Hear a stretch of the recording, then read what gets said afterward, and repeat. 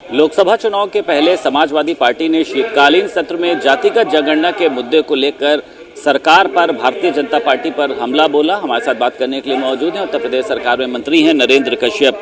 जातिगत जनगणना पे अब एक बार फिर से कह सकते हैं हवा तेज हो गई है। समाजवादी पार्टी कह रही है होनी चाहिए, भारतीय जनता पार्टी के कुछ नेता कह रहे हैं नहीं करानी चाहिए, केशव प्रसाद मौर्य कह रहे हैं हम चाहते हैं। कैसे देखते हैं इसके साथ? अब जैसे जैसे लोकसभा का चुनाव नज़दीक होगा, समाजवादी पार्टी, विपक्षी पार्टी के लोग ऐसे मुद्दों को उठाएंगे जिनका कोई सिर पैर नहीं होगा। जाति जनगणना की मांग समाजवादी पार्टी के द्वारा उठाना हास्यास्पद इसलिए है कि उनको भी मालूम है, हमको भी मालूम है, सबको मालूम है कि जाति जनगणना का विषय केंद्र सरकार का है।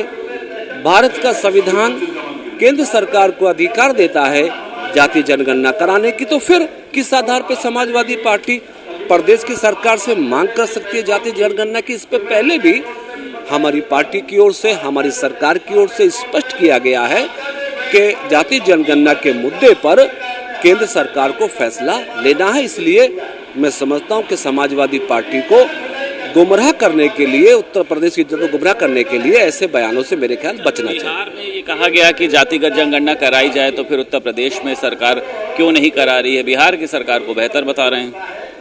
बिहार की स्थिति पूरे देश के सामने है। बिहार किस हालात में है सब लोग जानते हैं। बिहार उत्तर प्रदेश के लिए पैरिटी नहीं हो सकता, और ये भी स्पष्ट है कि बिहार सरकार ने जनगणना नहीं कराई है, सिंपली सर्वेक्षण है जिसको लागू करने में उनके सामने आज भी कठिनाई है। और हम अपने केंद्र सरकार के सामने प्रदेश की जनता के भाव को रखते हुए उनसे आग्रह करेंगे कि यदि उनको उचित लगे तो वो जाति जनगणना पर विचार। यादव कह रहे हैं कि केशव प्रसाद मौर्य को इस्तीफा दे देना चाहिए, योगी सरकार को उनका इस्तीफा स्वीकार करके किसी और पिछड़े को मंत्री बनाना चाहिए।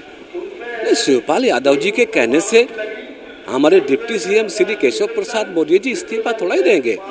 समाजवादी पार्टी ने केशव जी को थोड़ा ही डिप्टी सीएम बनाया, भारतीय जनता पार्टी ने बनाया श्री केशव प्रसाद मौर्य जी उत्तर प्रदेश के नहीं, आज देश के बड़े नेता हैं। क्यों दिक्कत है समाजवादी पार्टी को केशव मौर्य से? समाजवादी इस बात को जानती है कि केशव प्रसाद जी जैसे बड़े नेताओं ने जब से उत्तर प्रदेश में सत्ता और संगठन की कमान संभाली, तब से उत्तर प्रदेश में समूचा पिछड़ा वर्ग भारतीय जनता पार्टी के साथ संगठित हुआ, और लगातार भारतीय जनता पार्टी को सत्ता में रहने का मौका यदि मिल रहा है तो उसमें श्री केशव प्रसाद मौर्य और पिछड़े वर्गों का बहुत बड़ा सहयोग है। इसलिए समाजवादी पार्टी कहीं ना कहीं श्री केशव प्रसाद मौर्य जी पर सवाल उठाकर उनकी छवि को खराब करना चाहती है। लेकिन उत्तर प्रदेश में भारतीय जनता पार्टी के लोग, पिछड़े वर्गों के लोग भारतीय जनता पार्टी के साथ है, केशव जी के साथ है, इसलिए इस्तीफा देने का कोई सवाल ही नहीं होता। एग्जिट पोल आ गए हैं, बताया जा रहा है बीजेपी और कांग्रेस में बहुत कड़ी टक्कर दिखाई दे रही है। क्या लगता है आपको कहां पर भारतीय जनता पार्टी आ रही है? कल से लगातार एग्जिट पोल पर चर्चा है। राजस्थान और मध्य प्रदेश में भारतीय जनता पार्टी की स्पष्ट बहुमत की सरकार बनते हुए दिख रही है। छत्तीसगढ़ में हमारी पार्टी ने बहुत बेहतरीन तैयारी के साथ चुनाव लड़ा है। हम उम्मीद करते हैं कि छत्तीसगढ़ में भी भारतीय जनता पार्टी सत्ता में आएगी।